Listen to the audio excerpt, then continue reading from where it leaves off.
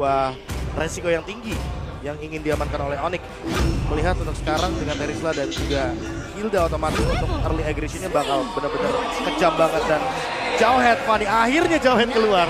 Yes, dan berarti ini Jauhead harusnya berada di Aroma atau XP. Keyboy, dan ya. kita tahu Sans yang biasa menggunakan Faramis untuk Onyx. Iya, Keyboy ini kayaknya harusnya ya. Faramis mid berarti.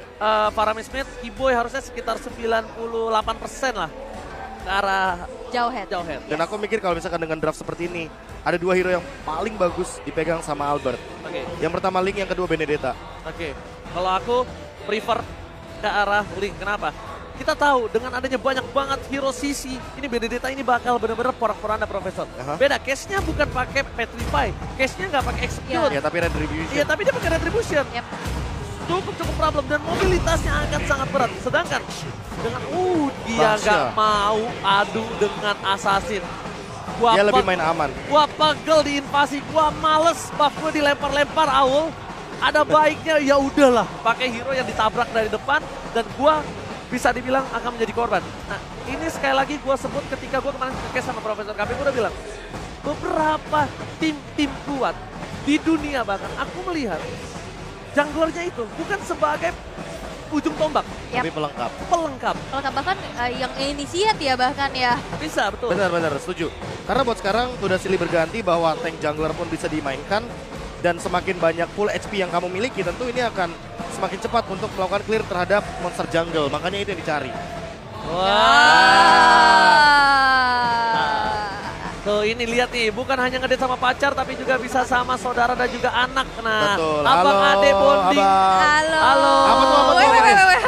Oh gua lagi gitu Apa tuh katanya. hashtagnya itu di belakang tuh? Stay cool sekali ya, tapi it's okay. Keren banget, tapi ini dia. Di game yang kedua, Aul, menurut Aul draft yang seperti apa nih? Lebih condong ke arah mana menurut Aul? Nih, 3 hero frontline dari Onyx harusnya bisa lebih sustain. Dan kita bisa lihat nanti harusnya early aggression yang akan dilakukan dengan adanya grok yang dimiliki oleh dari Aran. Oke, tapi ini bisa cukup menjadi sebuah masalah untuk tim Ararkios. Kita tahu gimana permainan Fanny dari seorang Kairi. Wow. Tapi di Art Lane sana ternyata invasi yang dilakukan oleh tim Wow. Ararkios. Di sandwich dari seorang Calvin Winata. Keyboy is coming. Mencoba untuk melakukan defensif, membantu cewek untuk melakukan clear satu wave pertama. Kandangin banget ya, Finnya benar-benar agresif banget pasti dengan potensi dari sosok Hilda. Tapi dengan adanya bala bantuan pula yang dilakukan oleh Push. Dan ini Jauhead pertama kali yang muncul di M4. Ya akhirnya setelah beberapa hari kita melihat bagaimana M4 ini berlaga, berjalan. Dan akhirnya ada satu sosok hero Jauhead yang sudah lama sekali tidak kita lihat. Dan untuk sekarang cukup melawan.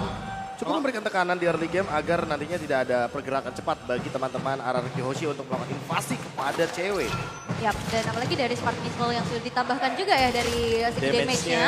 Jadi cicilan juga terhadap tubuh dari Finn udah mulai berasa pastinya. Walaupun ini notabene adalah Keyboy dengan satu MF Avaris yang pastinya dengan build sustain, build defense.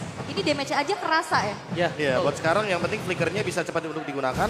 Dan di satu sisi lainnya yang penting cewek bisa farming. Mungkin itu yang dipikirkan sama Keyboy. Karena untuk sekarang mau bagaimanapun Kairi ini benar-benar coba untuk melakukan sebuah invasi walaupun belum ada target yang bisa dia temukan. Dan bahkan kalau Kairi sekalipun akan coba untuk menabrak seorang Albert, itu akan jadi benturan cukup berbahaya. Dan shot terflop diambilkan oleh tim Araraki Hoshi. Berkuat by Infinix di arah jungle dari tim Onyx Esports yang bahkan belum berkata altar membuat seorang Clay berhasil dengan 1 poinnya. Dan ditambah ada yang sadar nggak? Finn bikin Warrior Boots tapi dia pilih Dire Hit. Apakah Finn nanti akan membuat ke arah satu buah Malefic Roar agar nanti bisa menimbulkan damage yang lebih besar? Wow. Kalau aku bilang itu adalah rencana jahat. Rencana jahat, iya benar-benar rencana jahat. Oke, dan ini juga akan menjadi rencana untuk RRQ di mana Turtle slain by UBS Gold berhasil untuk diamankan. Sejauh ini First Blood dan Turtle menjadi sebuah keunggulan pula yang akan diamankan dan item-itemnya belum ada sepatu. Ini masih menjadi template wield untuk sosok marksman satu sama lain dan Swift Crossbow sudah selesai di tangan Skyline. Iya, dan ditambah teman-teman bisa langsung melihat detailnya bahwa untuk saat ini ada invasi ke arah jungle dan Kairi masih mampu untuk survive dari serangan di early game yang dibawakan oleh Araraki Hoshi. Sehingga untuk saat ini pun kayaknya belum ada pergerakan-pergerakan yang begitu beresiko. Baik dari Onyx dan juga Araraki. Hanya saja Kairi kehilangan orange buff-nya. Dan Skylar seperti itu terancam di sini. Oke, dihindari dengan ada satu buah flicker pula Dan still Cable masih belum bisa menjangkau sesosok Skylar di arah top lane yang 7. Walaupun di sana ada 2 rekannya dari Onyx yang mencoba untuk langsung saja backup. Tapi gak mau terlalu greedy, gak mau terlalu gegabah. Bermain hati-hati dan sekarang ada keramaian. Oke, bakal ada coba tabrak gaming menuju seorang cewek. Bakal coba dipaksa. All-in akan coba dilakukan dan bahkan di-dive in oleh seorang Albert. Diselamatkan oleh Deden from Bogor. Kiwi akan menjadi korban kedua. Deden from Bogor save the day. Berhasil mengcopy pergerakan seorang Sans dan ini dia ketika Profesor tadi nanya di saat draft, Oji pilih yang mana antara Grok atau seorang Paramis. Of course Paramis dengan 3 picknya karena RRQ bermain dengan template tabrak gamingnya. Lihat Albert gak kenal takut, Kairi bakal dikasih sebelah coba dikumpangin begitu saja. Dan nantinya Aul di menit 5 ke atas, inilah jawaban atas dire hit seorang Finn. Yes, dan Kairi juga cukup sulit ya dengan adanya pergerakan di mana Purple Buff selalu di-engage. Sekarang rame banget walaupun Woods dengan one chance kali ini dan bahkan cewek berhasil mendapatkan Skylar. Ada satu ejector karena belakang Finn berhasil untuk dihilangkan 2 player dari RRQ menjadi satu kompensasi tapi Albert bahkan cuma dikejar dari Kairi, tapi Kairi hadir juga R7 ketinggalan sendirian dan menjadi player ketiga dari RRQ Hoshi yang berhasil untuk dihilangkan. Tapi lihat ceweknya tetap tertinggal oleh seorang Terisla dan ini menjadi sebuah bencana untuk seorang top laner Onyx Esports. Sedangkan Skylar dia belum ditumbangin, dia nggak butuh dapat poin kill, dia cuma butuh waktu untuk farming. Dan sedangkan dari tim RRQ mereka sudah mengungguli dengan 1.200 gold. Permainan yang cukup berbeda dari RRQ adalah mereka tidak membuat seorang Albert menjadi tolak punggung utamanya mereka. Tapi mereka membuat seorang Albert menjadi tembok utamanya bahkan. Jujur ini poin kill yang bagus banget menuju kepada seorang cewek karena mau bagaimanapun dia tidak bisa farming 2 lane dan Skylar bahkan bisa dibilang sebuah misplay. Karena Skylar menghindari 1 buah ejector dan Turtle akan mendapatkan 1 buah kompensasi tanpa adanya trade di area top lane. Gimana Aul? Wow, itu benar-benar spesial di-create banget ya. Bahkan backup-nya di mana Turtle ternyata bisa diamankan oleh RRQ. Ini benar-benar berbeda banget pastinya. Dan sekarang bahkan Onyx dalam keadaan tertinggal dari segi goldnya 1.700 yang dikumpulkan. Dan bahkan dengan pembawaan dari sesosok Paramis, sejauh ini belum ada team fight compact yang dibawakan oleh Onyx. Ya, banget. Dan kompleksitinya juga berbeda sih. Kayak di game yang pertama kan kita melihat ada beberapa hero yang emang langsung bisa lockdown. Buat sekarang tuh skill shotnya terlalu banyak. Ada penalty zone, ada wall charge juga. Jadi mau nggak mau harus diarahkan dan menurutku ya responsif dari para pemain diperlukan sekali untuk di game kali ini. Karena kalau misalkan mereka responnya agak sedikit terlambat atau telat antara Suns atau Clay, bisa dibilang nanti akan terlambat untuk membuka salah satu altarnya dan itu yang akan menjadi malapetaka. Free hit di arah top lane Skylar. Sekali ini benar-benar kaya total. Dapetin turret, platingan, dapatkan invasi jungle dan serang Kairi. Akan coba dihantam oleh para pemain dari tim RRQ. Finn mencoba untuk menginvasi, mencoba untuk melakukan zoning out. Dapatkan Albert dengan tepat. Bersama dengan Seven. Dibantu dengan pergerakan Deden Promo dan membuat orang Kairi gak bisa bertindak. Karena Mani tanpa Patoba bagi karakter tanpa kamu tak akan berdaya lemas. Dengkulnya tak bisa bergerak Aul. Tapi ternyata di arah top lane cewek berhasil untuk bertahan pula walaupun ada satu pergerakan dari Clay dengan Arcane Shade dan Shadow Strike mengeksekusi cewek di arah top lane 1 tukar 1 tapi outer turret yang begitu mahal pastinya di arah tengah bakal coba untuk dicicil sedikit demi sedikit oleh teman-teman RRQ. Di atas menit 5 rencana jahatnya telah berhasil. Dire hit is aktif. Yang benar-benar udah aktif sekarang dan akan mengancam tentunya bagaimana pergerakan dari teman-teman tim Onyx Esports. Finn bahkan sudah selesai dengan Blade Armor. Itu bisa dibilang item pertamanya. Jadi cewek benar-benar ditekan sekali agar tidak bisa farming 2 lane. Skenario yang tadi di game pertama dibawakan oleh Skylar seperti tidak akan berada di tangan cewek juga. Karena mau bagaimanapun dia jangankan farming 2 lane, farming 1 lane aja susah banget. Dan bahkan ini ada beberapa hero yang bisa digunakan dengan Dire, tapi lihat di depan sana Skylar akan coba ditumbangkan oleh seorang Putri dan tidak terlalu cukup. Kyrie is coming, langsung diketok gak pakai banyak basa-basi. Dia gak pilih apapun yang terjadi. Jika di depan para pemain dari tim RRQ memukul mundur. Dan kalau misalnya tidak ada Hilda, ada satu buah Digi juga. Digi Dire Hit. Ada Digi Dire Hit, Kadita Dire Hit. Selena Dire Hit. Dan itu adalah hero-hero yang bisa digunakan dengan Dire Hit dan punya rencana jahat di early game. Rencana jahat. Freeze buff Purple again dilakukan oleh tim RRQ. Baxia tidak butuh Purple, tapi Baxia akan menginvasi Purple yang dimiliki dari seorang Onyx Esports karena Kairi terlalu depending dengan Purple Buff yang mereka miliki. Dan lihat dengan 1 detik kembali tim RRQ 4 orangnya udah standby on positional. Yap, bakal coba untuk split push aja dan bahkan Purple Buff tidak akan bisa kembali jatuh untuk Kairi. One shot defensif tidak bisa gitu mempertahankan dan hanya ada satu alter turret yang menjadi kompensasi di arah atas. Dan akhirnya aku melihat ini dari tim Indonesia loh. Iya. Yang melakukan skenario seperti ini. Tabrakan seperti yang akan terjadi lagi. Dan bahkan Clay langsung menggunakan flickernya untuk menyelamatkan seorang spin. Mundur ke arah belakang. Kairi nggak punya purple buff, lumpuh tak berdaya para pemain tim RQC. 5.000 gold difference. Ya Onyx Esports, Kairi cuma bisa melakukan split loss, itu the best thing yang dia bisa lakukan sekarang. Dan bahkan Kairi mencoba untuk masuk ke dalam busnya aja. Dia nggak berani. Albert mau di instant pick off, mau di cutthroat, mau digesek sampai kabelnya rusak jadi nirkabel. Nggak bisa. Jadi wireless ya. Iya. Tapi perbedaan 3 level menurut aku ini udah terlalu jauh pula. Apalagi seorang assassin ini adalah hero yang butuh banget advantage di early. Hero Iya. snowball yang nggak dapetin snowballingnya, ini bakal susah banget untuk keep up. Bahkan dengan adanya satu buah ejector pula, kali ini udah melawan keluar dan bahkan Keyboy terkena adanya satu buah pressure. Bahkan Skylar ditukarkan satu tukar satu bahkan 2 player karena cewek mendapatkan double kill. Tapi lihat, ditukar dengan adanya triple kill dari Albert. Gila triple kill by Infinity, dive in asal-asalan. Ditabrak gaming, bahkan dengan Skylar ditumbangin. RRQ gak mengendorkan sama sekali tim fight yang dia miliki. Dan bahkan ini agak cukup berbeda ketika RRQ biasanya dengan 3 player dan mereka tidak mau engage di arah boardnya. Tapi dengan untung 5.000 gold, gak ada dilepasin kesempatan nafas untuk Iya, tim yang pertama Onyx. 5.000 gold, yang kedua adalah karena tank jungler, jadi akan lebih kuat sekali bagi Albert dan makin cepat ketika menimbulkan sebuah efek true damage kepada sosok Lord yang begitu tebal di depan sana. Dan untuk sekarang purple buff-nya mungkin akan diamankan oleh Kairi karena mau bagaimanapun perbandingan dari waktu di area Lord menuju ke area purple buff agak sedikit lama. Tapi nggak masalah, buat Albert yang penting adalah Kairi tidak bisa memberikan serangan agar nantinya teman-teman dari RRQC bisa fokus untuk langsung melakukan sebuah engage terhadap turret yang begitu mahal. Oke, akhirnya Kairi bisa mendapatkan purple buff-nya ya. Di menit yang ke-9, walaupun pastinya dengan adanya player ke-6, Lord yang belum in-hand sekarang muncul, tapi dari top lane masih mencoba untuk mempertahankan satu inner turret, tapi tidak bisa karena lihat damage yang diberikan oleh Skylar. Apalagi dia bawa satu aksi penjagaan yang begitu luar biasa dari Finn. Tidak bisa tersentuh sama sekali. Tidak bisa tersentuh, tapi Lord tidak masuk lane bebas. Tidak ada yang bisa mengawal dari tim Onyx Esports. High ground defensif juga mereka minim.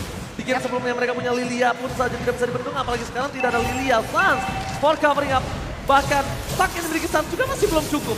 Mungkin nanti ada satu hal, ace yang bisa diselamatkan oleh tim Onyx Esports adalah gimana caranya Barir dari Boon menutup gameplay RRQ. Wildcats akan keluar bersama dengan pergerakan dari seorang Kairi.